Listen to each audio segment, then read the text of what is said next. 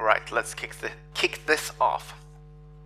So while I was making this presentation, I realized that there's a lot of moments in my life that has a ZX Spectrum in the center. So this became a very personal presentation for me, and you will see that throughout the presentation. But we're going to start with a little bit of history. So in 1980, in January, the ZX 80 came out. It was available in the UK, and it cost less than £100. That's a very cheap computer. The same year, the VIC 2020 came out. Did anyone have one of those? No? A couple of you? Cool. So in 1981, the ZX 81 came out, and you can get one of those for less than £50 if you wanted it in all components in a bag, or £70 if you wanted it pre-assembled. You could actually get computers, like, you have to solder them here, whatever. So in 1982, the Sinclair ZX Spectrum came out. Did anyone have one of those? I was kind of expecting the whole room. Cool. It sold about 5 million devices, the actual device, if you will. The same year, a little bit later, the Commodore 64 came out. Anyone have one of those? Yeah? Okay. So it's a little bit nostalgic. The really cool thing with the ZX Spectrum is that it had a lot of clones. It had 5 official clones. It had over 70 unofficial clones. So if you count those, we are around 13 million devices sold. That's a lot. Which brings us to 1985. Now, the second most important thing about 1985 for me was that I saw Empire Strikes Back for the first time. Now, the not so fun thing was that I'd already seen Return of the Jedi. So the new order of things is 465 if you wanna watch it the Jimmy order. But 1985 was also the year when my parents got me my first computer. And I'm guessing you already know which one it is. The ZX Spectrum. And I remember my parents bought it and my brother brought it home. And I sat down and I 10 print Jimmy, 20 go to 10. And that was my code. This was one of the defining moments in my life, because this was the moment that I realized and I decided that I wanted to become a developer. So this moment, I didn't play any games or anything, I started to program straight away. Now back then, you didn't bring out your cameras or your phones or anything like that. So this is actually the only image I have with me and a ZX Spectrum. It's even too dark to see. That's my sister, by the way.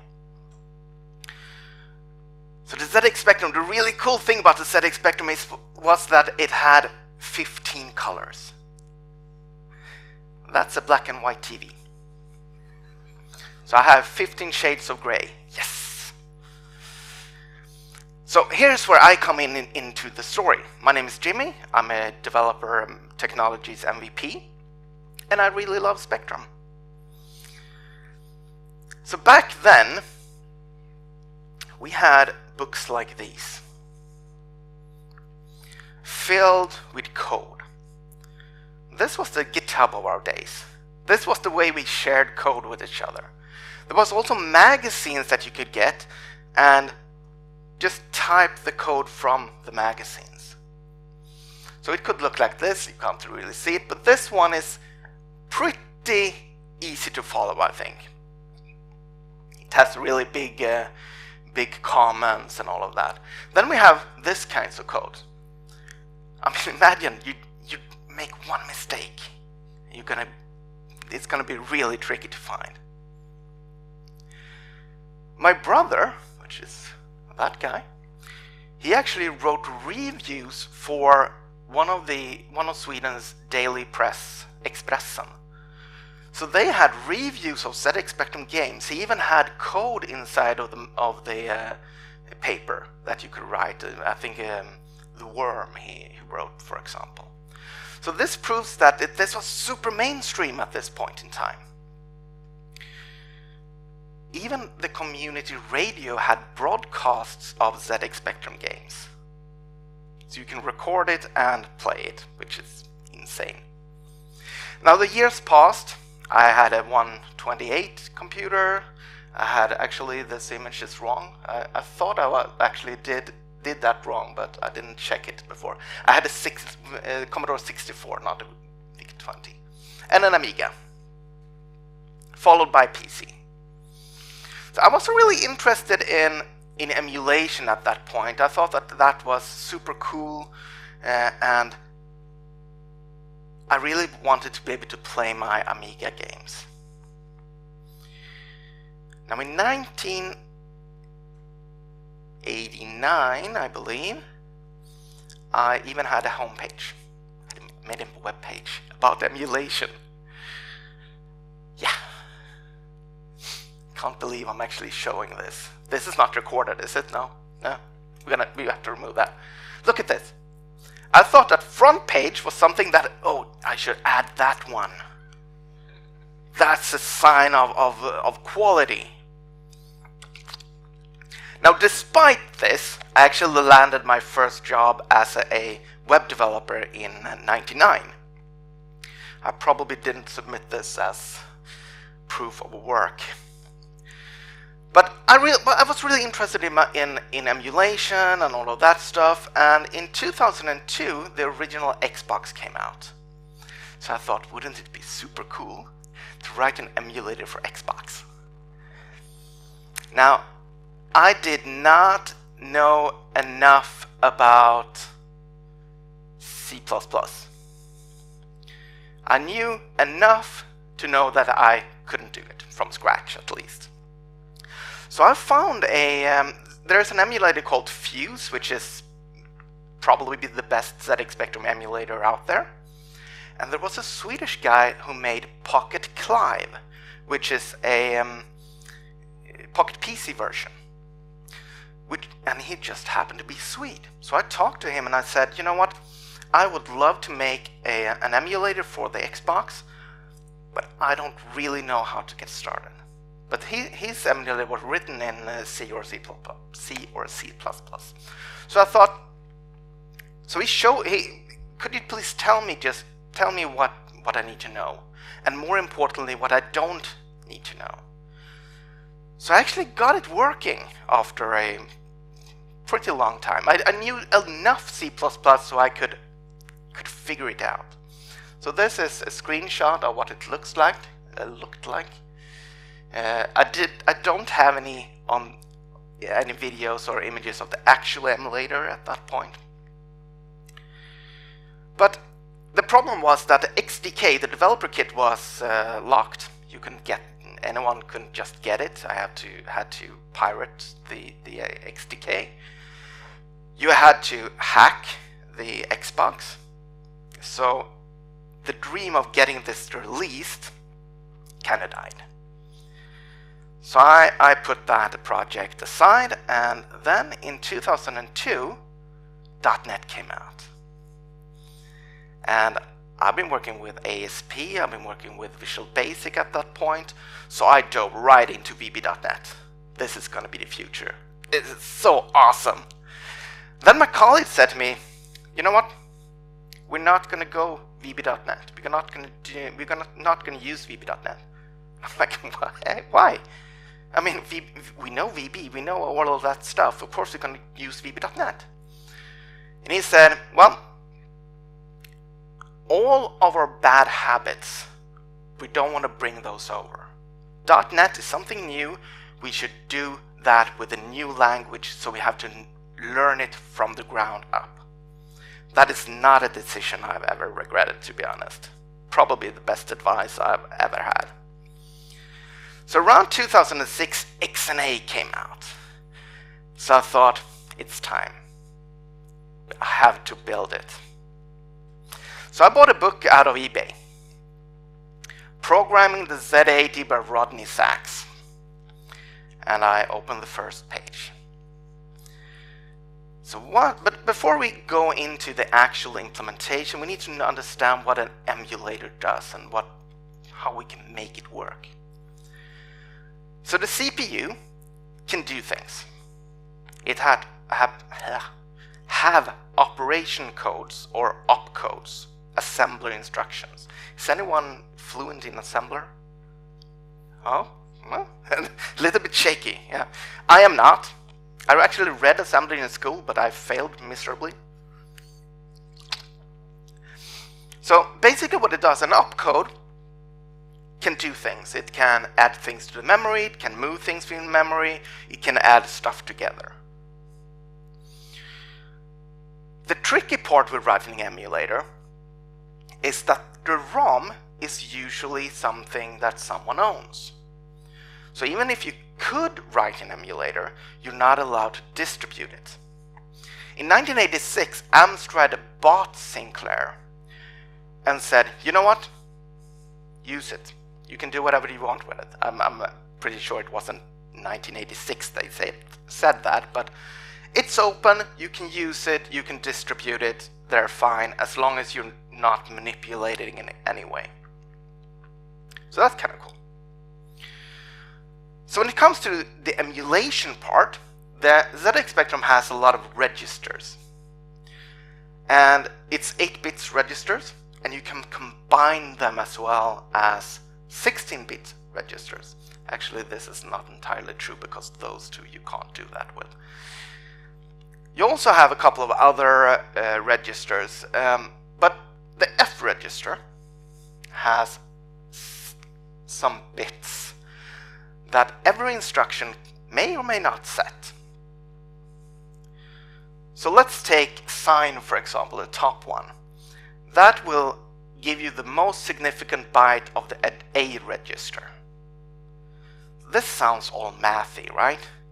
But it's really well documented. I'm not a mathy guy. So it's super well documented. If you run this particular operation, you should set the A register to this, or the F register to a particular thing. Now I had two options here. Either I could do it like a byte and set individual bytes, or I could do it as individual bools.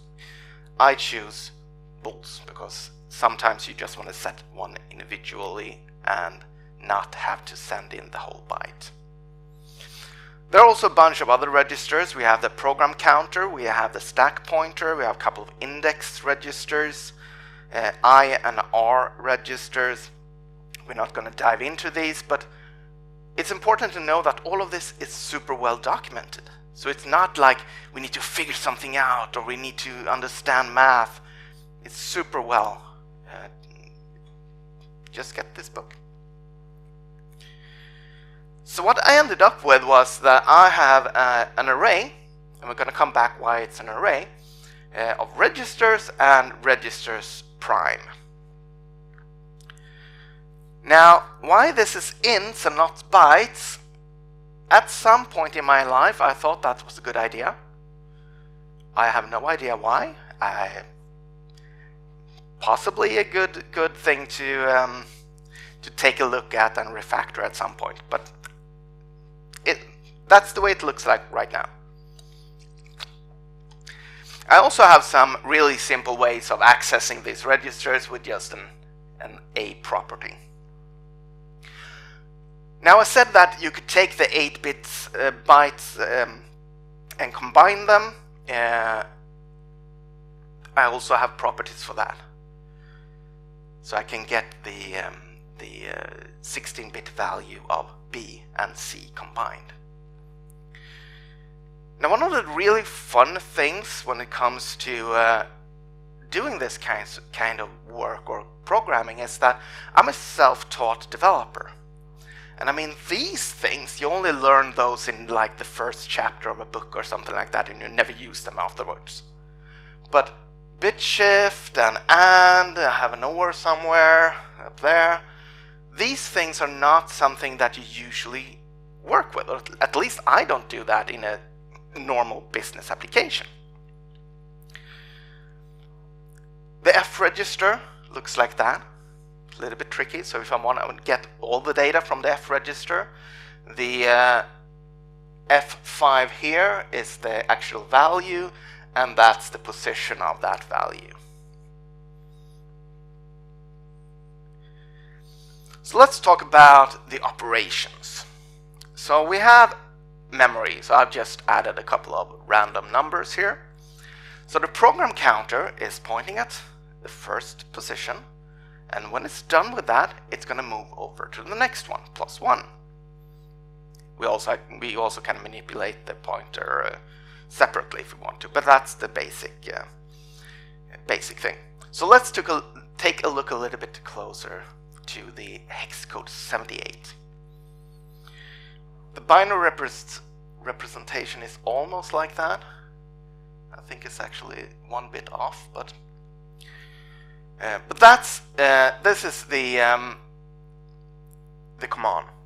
So load A with the value from the B register. So let's take out our trusty book. Let's see what's going on. So load the R register with the R prime or whatever that sign is called. So it has 0, 1 followed by the, let me see here, the source register and the destination register, or the other way around. Now, going through this presentation, making sure that I had all the code in my slides, I realized that I could optimize my code even more. So we're going to take a look at that in a minute. Oh, I should also say that the registers here, you'll see that the A is 111, B is 0, 1, and so on. We're going to come back to that. So in the book it also says that this instruction takes 4 T states, and we're going to come back to T states in just a minute. And we also have a really nice looking matrix here saying that 78 is A, load A with B. Awesome. So what I did was that I had a method that I could bit shift an arbitrary amount of steps, and 7, which we will come back to, and that way I could get the value of that register based on the opcode. So let's take 78. That's actually the right representation. That's how it's supposed to look. So 78 looks like that. We're adding a bit mask of 7, which is those 3, and we're going to get out 0, 0, 0. So we are saying that I want all the bits that has 1 in this representation, so it's going to be 0. And we knew from the information that 0, 0, 0 was B. Awesome, so we got the B from the register information. So what we could do, because an emulator is basically just a huge switch statement, so what we could do is we could add a case saying, okay, 78 is load the value of B into A, and then subtract 4 T states. That's what we could have done. My code looked like that. So I had all of these cases, I got the register value from the opcode and put it into the A variable. So when I copied this code into the slide, I'm like, what? Why? But I did know the source and the destination from the opcode. This can be optimized. So first of all, I went into C#9 land. So I removed all the case statements or switch statements. So I got it like this instead. That's a little bit nicer. Okay, good. But we knew that in the format we had the source and the destination. So I ended up with, there we go, with this instead. It looks horrific, but this is 10 lines that was previously almost 70 lines. So now we're handling all the registers, so we have A, B, C, D all the way up to L, and all the sources, just like that. So this is a really fun project to work with because I get all of those. It's simple enough that you can do these kinds of refactoring, and you can do it in the whole project. And all of these things, since the languages are evolving, we can always improve the code. So there are a bunch of different opcodes. 256 by default, no prefixes, but it also had prefixes. So you had ED followed by another one, that was 78 of them. CB had 256 more, DD 85, and so on. So we ended up with around 1,000 instructions because there's a couple of non-documented ones as well. So let's talk about timing. The Z80 is running on 3.5 megahertz. That's about 3.5 million T-states per second.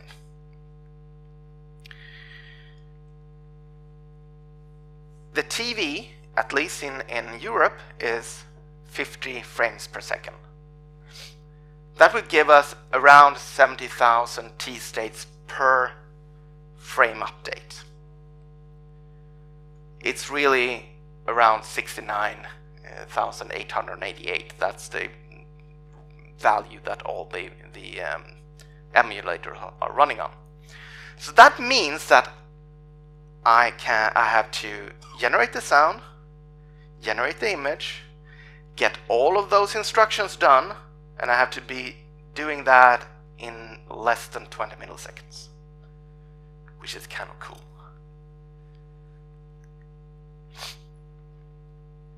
So let's take a look at the memory. What's up with the memory? Well, we have the ROM, followed by the screen memory, and we got a couple of attributes, and we're going to come back to those. Then we have a little bit of memory that we can't address. We have the printer buffer and stuff like that. And then we have the biggest chunk of memory and a little bit of non-addressable memory at the end. Now the cool thing here is that all this memory is addressable by using a 16-bit register. That's why it's important to be able to combine the registers to 16-bit. So we talked about the screen just briefly. It's 256 pixels wide, 192 high. It also has a border. My emulator actually has a way to set the amount of border. I could not get my head around this. It's basically like now I'm figuring out how this is working because it's stored in a very tricky way. So my colleague Matt, he actually helped me figure this one out for the first time. So now I'm filling the video memory from the top to the bottom, and you see that it's drawing a little bit wonky. So it's actually drawing 1, 9, 2, 10, 3, 11, and in 3 segments, so top, middle, bottom. And then at the end we have the attributes. Now the really cool thing here is that every single pixel here is not showing whether or not it should be pixel or not. It's actually showing should it be ink or paper. And then I can set the color of the ink and the paper.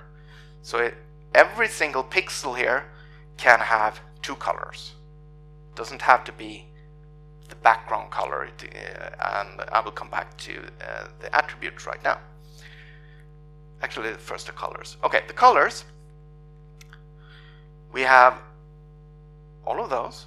So the black one isn't really showing. So I have black, blue, red, magenta, green, cyan, yellow, and white. And we also have a brighter version of all of those as well.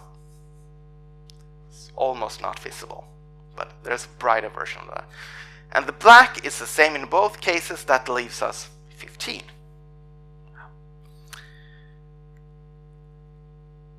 attributes are 8 by 8 pixels, so I can set the color 8 by 8 pixels. I can set the ink color, I can set the paper color, and then whether or not it should use bright and whether or not it should flash. So let's take a look at an example. Let's see if it starts. No, there we go. This is, by the way, my favorite game. So you see that it's loading, this is sped up like crazy. So you see that it loaded top, middle, bottom, 1, 9, 2, 10, 2, 11. And then the colors came after, because the attributes were stored in memory after the actual pixels. Here you also see an example of the border, which is controlled by the out port. So basically what you're doing is, based on when you are pushing something to the out port, it would change the color. So you saw the flashing. What it's actually doing is that it's changing, and all the way down to make that pattern. Okay, so we got in and out ports on the ZX Spectrum. I'm not talking about this one. I'm talking about the mic and ear. Those are used on, this is on the out port and in port. The keyboard. We also have the border, as we mentioned. So the keyboard, I actually found this slide. Someone has done this completely in PowerPoint. So the keyboard was made out of rubber. It was checking, so it's checking the couple of buttons, not checking the whole keyboard at every loop. So if you haven't used the ZX Spectrum to type load, you would press J symbol shift PP to get to those quotes marks. So at this point, it was pretty straightforward to build. But then we come to the sound part. I'd never worked with sound at all.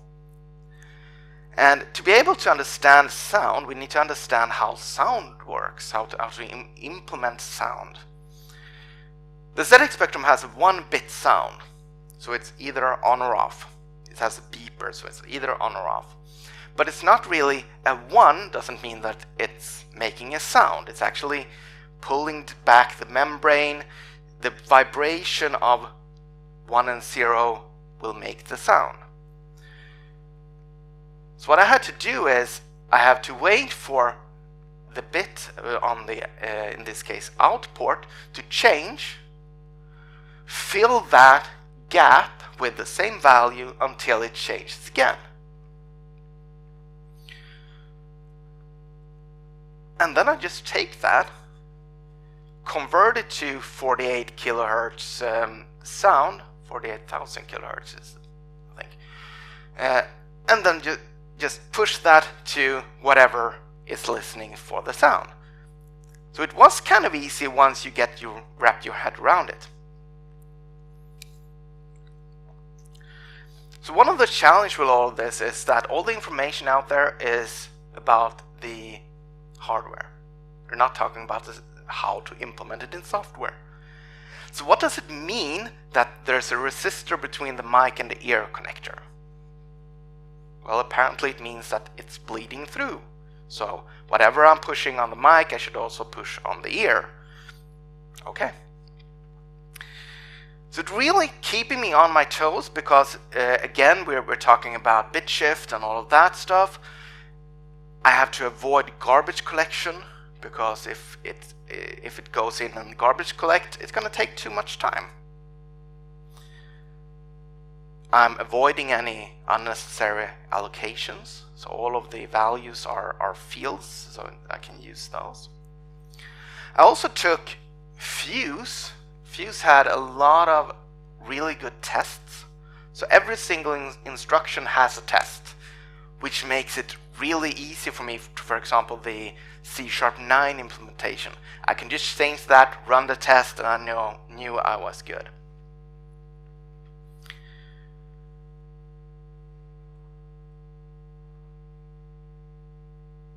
There we go.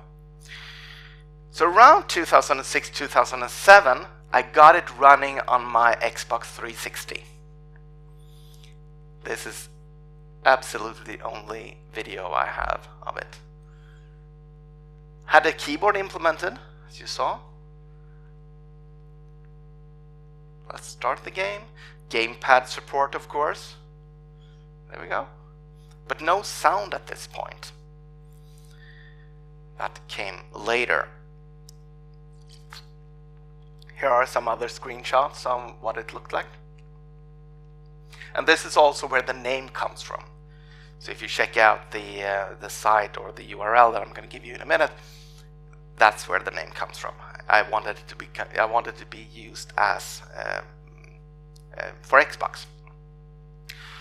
So around 2008, I believe, doesn't matter. Yeah, 2008. I had a really tough day. I had been working, we are changing our back office system. I was home at about 1 a.m. It was a rough time at that point. But that day, Microsoft released a new version of XNA that I can use for my Zune. Did anyone have a Zune? No? Only me. And I got it working. So my wife came into the room, our home office, and, "Are you still working?"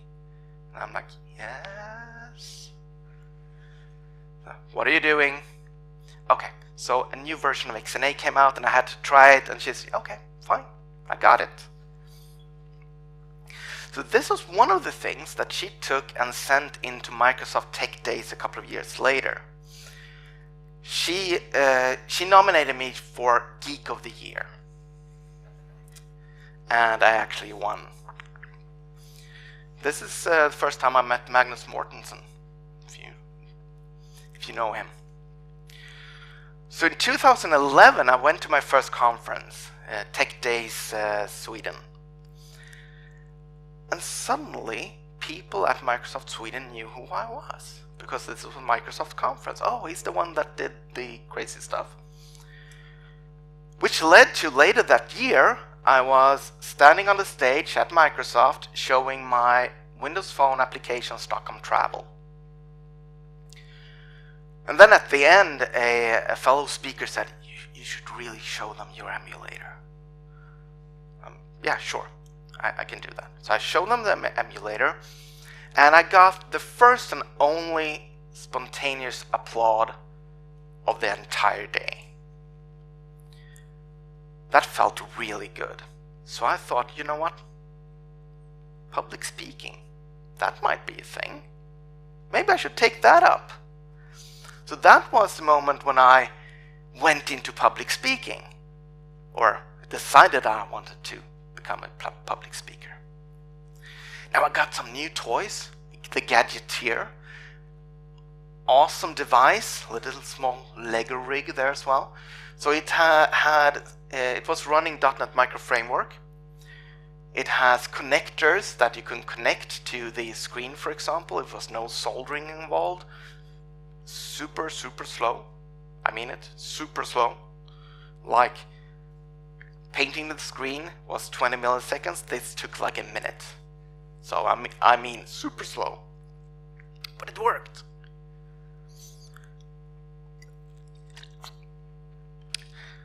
Then came, I believe it was Windows Phone Mango update. Did anyone have Windows Phone?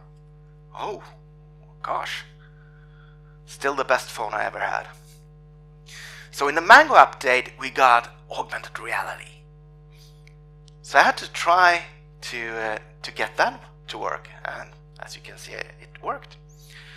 Now, it wasn't just like take a 3D model and just put it into augmented reality. I had to build this 3D model first. So that's actually the first and so far only 3D model I ever built. You all also saw it in the beginning. But wouldn't it be cool to get the emulator to run as well? And of course I did. So here's the emulator running inside of the cameras were really bad back then. And again, the Lego rig. So here's the emulator running inside of augmented reality. 2011, a UK-based company called Elite contacted me and they said, oh, we saw on your blog that you'd made an emulator in C#, and we would like you to build a Windows Phone version of Manic Miner. They had rights to over hundreds of games. But at this point the sound wasn't top-notch. It was something off with the sound. So I started exporting the bits into Excel, trying to figure out where is it going wrong. And I finally got it working. So in 2012, the first version of Manic Miner was released for Windows Phone. It was pretty fun. So I did that. I've also done this particular version. We're going to come back to that for Windows 8 and Xbox, and I have still not cleared the first level. I cannot for the life of me get by the monsters or something. Actually, it's more like the ice or something, whatever it is. So I worked on the emulator at hackathons, and I even ported everything to C++ at some point, because the Windows RT machines were a little bit slow. They were fast enough on the phone, but not on the Windows RT machines. So I ported everything to C++ at some point, used it for a while, and I don't even know where the source code for that is anymore, I think. Now Elite hired me to do Windows 8 games as well, 101 of them. They wanted to release every single game as one app. I don't know why, but that's what's happened. Did anyone use the Kickstarter or sign up for the Kickstarter for Agent Watch? No, only me. Yeah. So it was the guys behind Netuino. Sure bet, right? Kind of like the Pebble Watch, if you had one of those. This one was running in .NET Micro Framework. Oh, I can have Micro Framework on my watch. That's super cool. So I supported it, bought probably the most expensive one. They released an emulator, which was there's no way this is gonna fail now. Never got it. My first burn on Kickstarter, I guess. But it worked on the emulator. So I got the emulator running on the Agent Watch emulator, which was pretty cool. So around 2012, Xbox added their indie program. So you could submit Xbox game to be reviewed by peers. And this was a very odd experience, because other developers were reviewing my submission, not my code, but my submission. And they were like, yeah, so if you're loading the game and you yank out the cord, the game doesn't load. The cord for the game controller. Yeah, I didn't try that. That's true. So back to the drawing board, fixing that, submitting another one, and then they found something else, and it was a really long process. But this is a screenshot of well, I can actually see the second level at least. That's good. I know about what it looks like. So I've been traveling the world talking Blazor, talking about HoloLens and all of that, and we decided that, you know what, we want to start a podcast. So we started Coding After Work podcast. If you want to check that out, we have a YouTube channel, we have a Twitch channel, and a podcast. So I asked my friend, the guy who helped me with the decoding of the screen, could you do some intro music for me? That would be super cool. I don't know if the sound is going to, will be able to hear the sound. But I really love vocoders, and he knew that. So he said, okay, so the music I'm going to do for you, I'm assuming you want vocoders. Yes. I'm assuming you want Kraftwerk thing feeling. Yes, I do. And I'm thinking like kind of a Depeche Mode, Speak and Spell era feeling. It's like, you know me. And he snuck in a surprise. Did anyone have the Curra micro speech for the ZX Spectrum? No? So it was a vocoder thingy, so you can make the ZX Spectrum talk. So if you press the J, for example, it would say load. And I could spend hours. A, B, B, B, C, D. I really loved that device. So he actually snuck in. Let's see if you can hear it. No, you cannot. Okay, so you need to go to the podcast and listen to the intro music, because the CODING is actually the Curra microspeech. So even there, you can see the ZX Spectrum making its appearance. Then the HoloLens came out. And the ZX Spectrum has always been my hello world. We got a new technology. I need to put in the emulator and see what happens. HoloLens was not something different. So this is the emulator running on a HoloLens.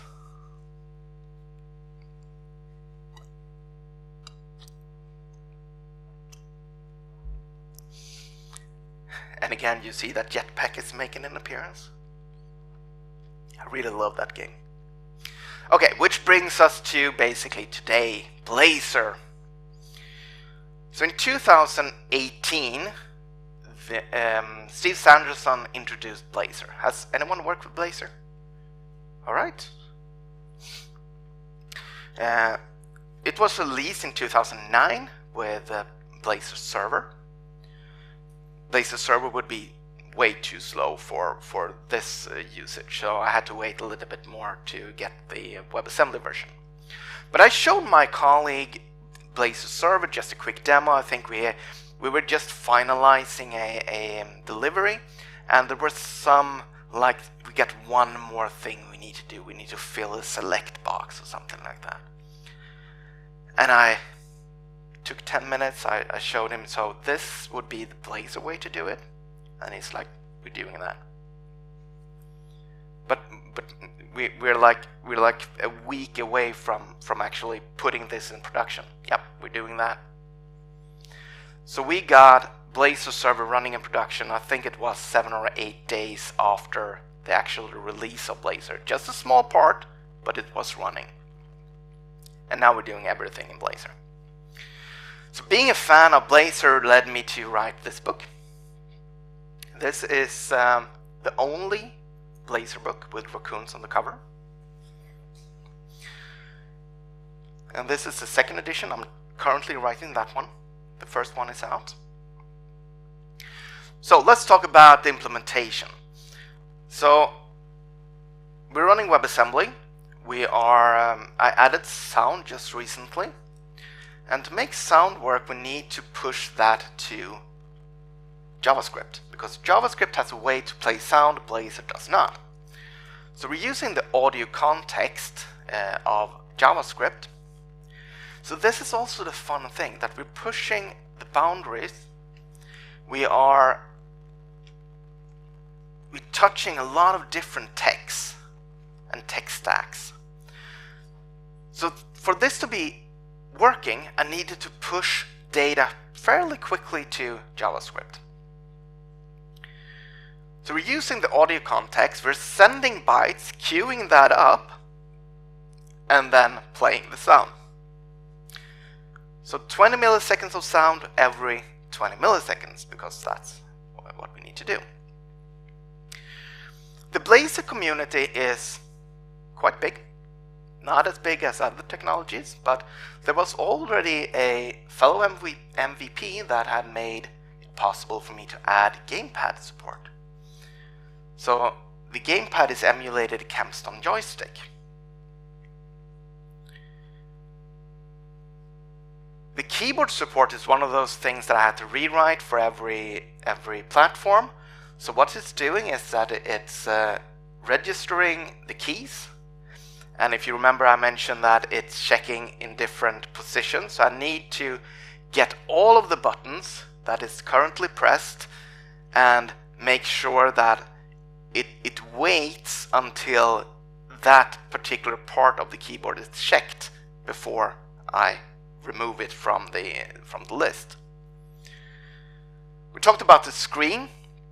Now this one is a fun thing, because when all of this started, when I wrote the first version, I need to send 200 kilobytes of data of screen memory to JavaScript. So what it did back then, it took that, converted it to JSON, sent it to JavaScript, that converted it back to bytes, which was super slow. That's way better now. But what I came up with was that there's another way of allocating memory and sharing memory between code behind and JavaScript. So what we're doing here is that we are allocating a little piece of memory. And we're saying that, okay, I want the address to that pinned memory.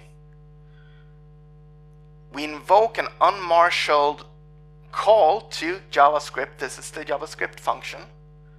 And then on the JavaScript side of things, actually we're freeing up the memory, and on the JavaScript side of things we're using this line, which we will get that pointer to the memory, sharing that memory between C# code and JavaScript, and reading that, which is super fast. Now I thought that this was one of the problems I had, because this took like 50 milliseconds, and that's way more than it should. Then I realized that it actually took 0.5 milliseconds, and thought that that's fine. That's not going to be an issue.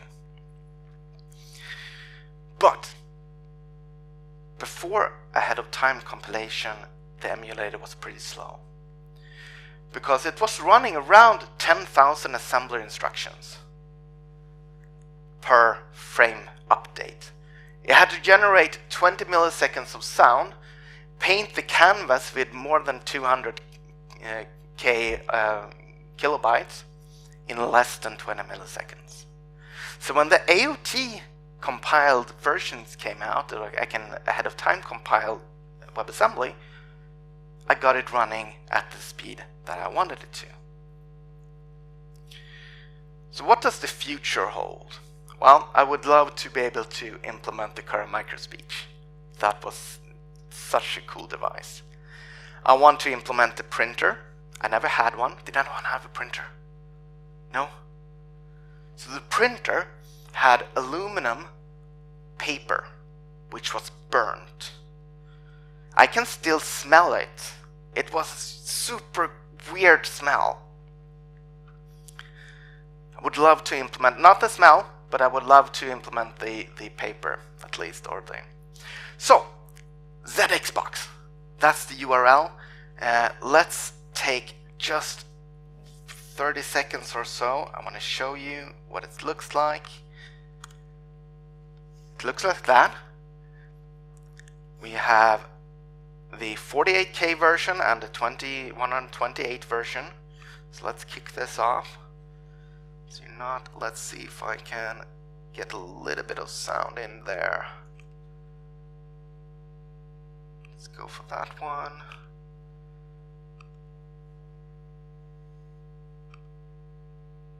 Ah, come on. What are you doing? There we go. Why aren't you? There we go.